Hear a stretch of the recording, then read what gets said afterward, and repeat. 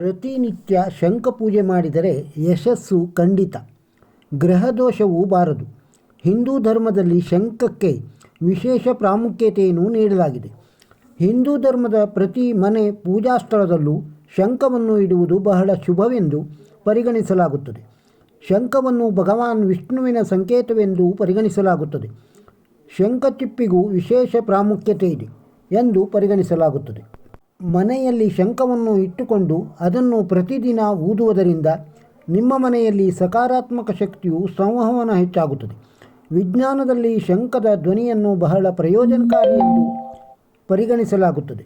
ದೈನಂದಿನ ಪೂಜೆಯ ನಂತರ ಶಂಖವನ್ನು ಊದುವುದರಿಂದ ಸುತ್ತಮುತ್ತಲಿನ ಬ್ಯಾಕ್ಟೀರಿಯಾಗಳು ನಾಶವಾಗುತ್ತವೆ ಮತ್ತು ನಿಮ್ಮ ಗಂಟಲಿಗೆ ವ್ಯಾಯಾಮ ಸಿಗುತ್ತದೆ ಎನ್ನಲಾಗಿದೆ. ಮನೆಯಲ್ಲಿ ಶಂಖದ ಕೆಲವು ಸಣ್ಣ ಕ್ರಮಗಳನ್ನು ತೆಗೆದುಕೊಳ್ಳುವ ಮೂಲಕ ಗ್ರಹಗಳನ್ನು ಶಾಂತವಾಗಿಡಬಹುದು. ಗ್ರಹಗಳ ಶಾಂತಿಗೆ ಶಂಖವನ್ನು ಹೇಗೆ ಉಪಯೋಗಿಸಬೇಕು ನೋಡೋಣ. ಸೋಮವಾರ ಶಂಖದ ಪ್ರಯೋಜನಗಳು. ಸೋಮವಾರವೆಂದರೆ ಶಿವನಿಗೆ ಬಹಳ ಪ್ರೀತಿ. ಸೋಮವಾರವು ಈಶ್ವರನ ದಿನ. ಸೋಮವಾರದ ದಿನದಂದು ನಾವು ಶಿವನ ಆರಾಧನೆಗೆ ಸಂಬಂಧಿಸಿದ ಪ್ರಮುಖ ಕ್ರಮಗಳನ್ನು ಹೇಳಲಿದ್ದೇವೆ. ಸೋಮವಾರ ಶಂಖದಲ್ಲಿ ಹಾಲನ್ನು ತುಂಬಿಸಿ ಅದನ್ನು ಶಿವನಿಗೆ ಅರ್ಪಿಸುವ ಮೂಲಕ ಚಂದ್ರನು ಬಲಶಾಲಿಯಾಗುತ್ತಾನೆ ಮತ್ತು ನೀವು ಅದರ ಅನುಕೂಲಕರ ಫಲಗಳನ್ನು ಪಡೆಯುತ್ತೀರಿ. ಶಿವನ ಕೃಪೆಯನ್ನು ಸಹ ನೀವು ಪಡೆದುಕೊಳ್ಳುವಿರಿ. ಮಂಗಳವಾರ ಶಂಖದ ಪ್ರಯೋಜನ. ಮಂಗಳವಾರ ಶಂಖ ಪರಿಹಾರವನ್ನು ತೆಗೆದುಕೊಳ್ಳುವ ಮೂಲಕ ಮಂಗಳನ ದುಷ್ಟ ಪರಿಣಾಮಗಳನ್ನು ತೆಗೆದುಹಾಕಲಾಗುತ್ತದೆ ಮತ್ತು ನೀವು ಭಗವಾನ್ ಹನುಮಂತನ ಆಶೀರ್ವಾದವನ್ನು ಕೂಡ ಪಡೆಯುತ್ತೀರಿ. ಮಂಗಳವಾರದಂದು ಸುಂದರಕಾಂಡವನ್ನು ಪಠಿಸಿ ಶಂಖವನ್ನು ಊದುವುದರಿಂದ ಹನುಮಂತನ ಆಶೀರ್ವಾದವನ್ನು ಪಡೆಯುವುದರೊಂದಿಗೆ ಮಂಗಳ ಗ್ರಹವನ್ನು ಕುಂಡಲಿಯಲ್ಲಿ ಬಲಪಡಿಸಿಕೊಳ್ಳಬಹುದು. ಬುಧವಾರ ಶಂಖದ ಪ್ರಯೋಜನ. ಬುಧವಾರದಂದು ಶಂಖವನ್ನು ಪೂಜಿಸುವುದು ಬುಧಗ್ರಹವನ್ನು ಸಮಾಧಾನಪಡಿಸಲು ಉಪಯುಕ್ತವೆಂದು ಪರಿಗಣಿಸಲಾಗಿದೆ. ಬುಧವಾರದಂದು ಶಂಖದಿಂದ ಶಾಲಿಗ್ರಾಮವನ್ನು ಪವಿತ್ರೀಕರಣಗೊಳಿಸುವುದರಿಂದ ಅವರ ಆಶೀರ್ವಾದ ಸಿಗುತ್ತದೆ. ಇದಕ್ಕಾಗಿ ಶಂಖದಲ್ಲಿ ನೀರು ಮತ್ತು ತುಳಸಿಯನ್ನು ಹಾಕಿ ಆ ನೀರಿನಿಂದ ಶಾಲಿಗ್ರಾಮವನ್ನು ಅಭಿಷೇಕ ಮಾಡಬೇಕು. ಬುಧಗ್ರಹದ ಶುಭ ಪರಿಣಾಮಗಳಿಂದಾಗಿ ಜನರು ವೃತ್ತಿಜೀವನದಲ್ಲಿ ಯಶಸ್ಸನ್ನು ಪಡೆಯುತ್ತಾರೆ. ಬುಧವಾರ ದಿನವನ್ನು ಗಣೇಶನಿಗೂ ಸಮರ್ಪಿಸಲಾಗಿದೆ. ಗಣಪತಿ ಕೂಡ ಮನೆಯಲ್ಲಿ ಶಂಖ ಶಬ್ದವನ್ನು ಕೇಳಿ ಸಂತೋಷಪಡುತ್ತಾನೆ. ಗುರುವಾರ ಶಂಖದ ಪ್ರಯೋಜನ. ಗುರುವಾರದಂದು ಮಾಡುವ ಪೂಜೆಯಲ್ಲಿ ಶಂಖವನ್ನು ಬಳಸುವುದು ಉತ್ತಮವೆಂದು ಪರಿಗಣಿಸಲಾಗುತ್ತದೆ. ಗುರುವಾರದಂದು ಶಂಖದಲ್ಲಿ ನೀರನ್ನು ತುಂಬಿ ಆ ನೀರಿನಿಂದ ಭಗವಾನ್ ವಿಷ್ಣುವಿಗೆ ಅಭಿಷೇಕ ಮಾಡಿದರೆ ನೀವು ವಿಷ್ಣುವಿನ ಆಶೀರ್ವಾದವನ್ನು ಪಡೆಯುತ್ತೀರಿ ಮತ್ತು ಗುರು ಬೃಹಸ್ಪತಿ ಕೂಡ ನಿಮ್ಮ ಜೀವನದಲ್ಲಿ ಬಲವಾಗಿರುತ್ತಾನೆ. ಗುರುವಾರ ಶಂಖಕ್ಕೆ ಕೇಸರಿ ತಿಲಕವನ್ನಿಟ್ಟು ಪೂಜಿಸಿ. ಇದನ್ನು ಮಾಡುವುದರಿಂದ ನೀವು ವೃತ್ತಿಜೀವನದಲ್ಲಿ ಯಶಸ್ಸನ್ನು ಪಡೆಯುತ್ತೀರಿ.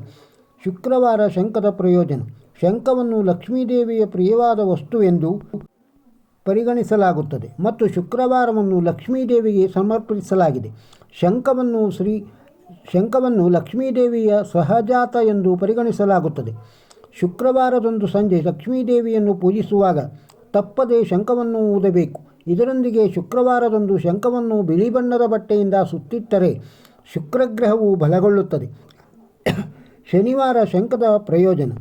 ಶನಿವಾರ ದಿನ ಪೂಜೆಯಲ್ಲಿ ಶಂಖವನ್ನು ಬಳಸುವುದರ ಮೂಲಕ ಶನೇಶ್ವರ ಸ್ವಾಮಿಯನ್ನು ಕೂಡ ಸಂತೋಷಪಡಿಸಬಹುದು. ಶನಿವಾರದಂದು ಶಂಖದಲ್ಲಿ ನೀರು ಮತ್ತು ತುಳಸಿ ತುಂಬಿಸಿ ಶ್ರೀನಿವಾಸ ದೇವರಿಗೆ ಅಭಿಷೇಕ ಮಾಡುವುದರಿಂದ ಶ್ರೀ ವೆಂಕಟೇಶ್ವರ ದೇವರು ನಿಮ್ಮ ಮೇಲೆ ಸಂತುಷ್ಟಗೊಳ್ಳುತ್ತಾನೆ. ಇದು ನಿಮ್ಮ ದಾರಿದ್ರ್ಯ ನಿವಾರಣೆ ಮಾಡುತ್ತದೆ. ಶನಿವಾರದ ದಿನ ಸ್ವಾಮಿ ಅಯ್ಯಪ್ಪ ಮತ್ತು ಪವಮಾನ ದೇವರ ಪೂಜೆಯಲ್ಲಿ ಸಹ ಶಂಖವನ್ನು ಬಳಸಬಹುದಾಗಿದೆ. ಭಾನುವಾರ ಶಂಖದ ಪ್ರಯೋಜನ. ಶಂಖವನ್ನು ಬಳಸುವುದರ ಮೂಲಕ ಸೂರ್ಯದೇವನನ್ನು ಕೂಡ ಸಂತೋಷಪಡಿಸಬಹುದು. ಭಾನುವಾರದಂದು ಶಂಖದ ಚಿಪ್ಪಿನಲ್ಲಿ ನೀರನ್ನು ತುಂಬಿಸಿ ಸೂರ್ಯದೇವನಿಗೆ ಮುಂಜಾನೆ ಅರ್ಘ್ಯವನ್ನು ಅರ್ಪಿಸಿ. ಇದನ್ನು ಮಾಡುವುದರಿಂದ ಸೂರ್ಯದೇವನು ನಿಮ್ಮ ಮೇಲೆ ಸಂತೋಷಗೊಳ್ಳುತ್ತಾನೆ ಮತ್ತು ನೀವು ಆರೋಗ್ಯಕರ ದೇಹವನ್ನು ಪಡೆಯುತ್ತೀರಿ. ಜೀವನ ಶೈಲಿಯನ್ನು ಸರಿಪಡಿಸಿಕೊಂಡರೆ ನವಗ್ರಹಗಳ ಪ್ರಭಾವ ಶಮನವಾಗುತ್ತದೆಯೇ? ಆರೋಗ್ಯಕರ ಜೀವನ ಶೈಲಿಯನ್ನು ರೂಢಿಸಿಕೊಂಡಾಗ ದೈವೀ ಕೃಪೆ ತಾನಾಗಿಯೇ ಲಭಿಸುತ್ತದೆ. ಅದು ಹೇಗೆ ಎಂದು ನೋಡೋಣ. ರವಿಯ ಅನುಗ್ರಹ. ಬೆಳಗಿನ ಜಾವ ಬೇಗನೆ ಎದ್ದು ಮನೆಯನ್ನು ಶುಚಿರ್ಭೂತವನ್ನಾಗಿ ಮಾಡಿ ಸೂರ್ಯನಿಗೆ ನಮಸ್ಕಾರ ಮಾಡುವುದರಿಂದ ಸಾಕಷ್ಟು ಉತ್ತಮ ಪರಿಣಾಮಗಳು ಉಂಟಾಗುತ್ತದೆ. ಸೂರ್ಯನ ಕಿರಣದಲ್ಲಿರುವ ಡಿ ಮತ್ತು ಇ ಪ್ರೋಟೀನ್ನಿಂದಾಗಿ ಚರ್ಮವು ಕಾಂತಿಯುತವಾಗುತ್ತದೆ. ದಿನವಿಡೀ ಮನಸ್ಸು ಉಲ್ಲಸಿತವಾಗಿರುತ್ತದೆ. ಚಂದ್ರನೆಂದರೆ ನೀರು. ಮನೆಯಲ್ಲಿ ಅಶೌಚ ಇರಬಾರದು. ಎಂಜಲು, ಮುಸುರೆ, ಪಾತ್ರೆಗಳಿರಬಾರದು. ತಿಂದ ಬಟ್ಟೆಗಳನ್ನು ಕೂಡಲೇ ತೊಳೆದಿಡುವ ಅಭ್ಯಾಸವನ್ನು ರೂಢಿಸಿಕೊಳ್ಳಬೇಕು. ಮನೆಯ ವಾತಾವರಣ ಶುಭ್ರವಾಗಿದ್ದರೆ ಮನಸ್ಸು ಶುಭ್ರವಾಗಿರುತ್ತದೆ. ಕುಜನ ಅನುಗ್ರಹ. ರಕ್ತಕ್ಕೆ ಅಧಿಪತಿ ಕುಜ. ಅನ್ನಾದಿ ಆಹಾರಗಳ ಸೇವನೆಯಿಂದ ರಕ್ತ ವೃದ್ಧಿಯಾಗುತ್ತದೆ. ಆ ಕಾರಣ ಅನ್ನಬ್ರಹ್ಮ ಎಂಬ ವೇದವಾಕ್ಯವನ್ನು ಗೌರವಿಸಬೇಕು. ಆಹಾರ ಪದಾರ್ಥವನ್ನು ವೇಸ್ಟ್ ಮಾಡದಂತೆ ಜಾಗ್ರತೆ ವಹಿಸಬೇಕು. ನಿಯಮಿತವಾದ ರಕ್ತದಾನವನ್ನು ಮಾಡಬೇಕು. ಅಶಕ್ತರಿಗೆ ಸಹಾಯ ಮಾಡಬೇಕು. ಬುಧನ ಅನುಗ್ರಹ. ಬುಧ ಬುದ್ಧಿಕಾರಕ. ಬುದ್ಧಿಹೀನನಾದರೆ ಮಾಡುವ ಕೆಲಸದಲ್ಲೂ ತೊಂದರೆ ಉಂಟಾಗುತ್ತದೆ. ಹಾಗಾಗಿ ಆಡುವ ಮಾತಿನಲ್ಲಿ, ಮಾಡುವ ಕೆಲಸದಲ್ಲಿ ವಿವೇಕವಿರಬೇಕು. ಗುರುವಿನ ಅನುಗ್ರಹ. ಗುರು ಸಕಲ ದೋಷ ನಿವಾರಕ, ಮಾರ್ಗಸೂಚಕ. ನಮ್ಮಲ್ಲೊಂದು ಲೋಕೋಕ್ತಿ ಇದೆ, ಕೋಶ ಓದಬೇಕು, ಲೋಕ ಸುತ್ತಬೇಕು ಅಂತ. ಅರಿವೇ ಗುರು ಎನ್ನುವಂತೆ ಸುತ್ತಣ ಪರಿಸರವನ್ನು ನೋಡಿ ಕಲಿಯಬೇಕು. ಗಿಡ ಮರಗಳಿಗೆ ನೀರೆರೆಯುವ ಮೂಲಕ ಅವುಗಳನ್ನು ಪೋಷಿಸಬೇಕು. ಗುರು ಹಿರಿಯರಿಗೆ ಗೌರವ ಕೊಡುವುದು ಅತ್ಯಂತ ಮುಖ್ಯ.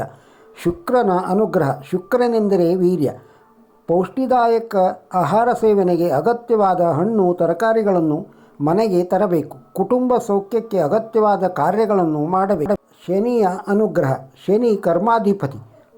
ಕರ್ಮಸೂಚಕವಾದ ಪಾದರಕ್ಷೆಗಳನ್ನು ಮನೆಯಾಚೆಯೇ ಬಿಡಬೇಕು. ಮನೆಯನ್ನು ಶುಭ್ರವಾಗಿಟ್ಟುಕೊಳ್ಳಬೇಕು. ರಾಹುವಿನ ಅನುಗ್ರಹ. ಹೊರಗಿನ ಪಾಪ ಮನೆಯೊಳಗೆ ಎನ್ನುವಂತೆ ಮಾತಿನಂತೆ ಹೊರಗಿನಿಂದ ಮನೆಯೊಳಗೆ ಪ್ರವೇಶಿಸಿದ ಕೂಡಲೇ ಕೈಕಾಲುಗಳನ್ನು ತೊಳೆದುಕೊಳ್ಳಿ.